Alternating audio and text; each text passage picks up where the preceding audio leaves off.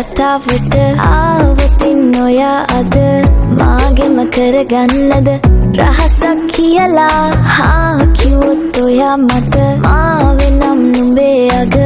රජිනිය සදහට මං දෙවරක් නොහිතා සැරෙන් සැරේ කෝලෙන් බල බලා ඇසේ අස්සෙන් බොරුවට එපා වගේ හිඳින්න එපා රවන්න එපා ටිකෙන් ටිකේ ආලෙන් පුරවලා හිතේ හිස්තැන් නුඹ මට හිතක් වටින කෙනා නිසා චුට්ටක් කතා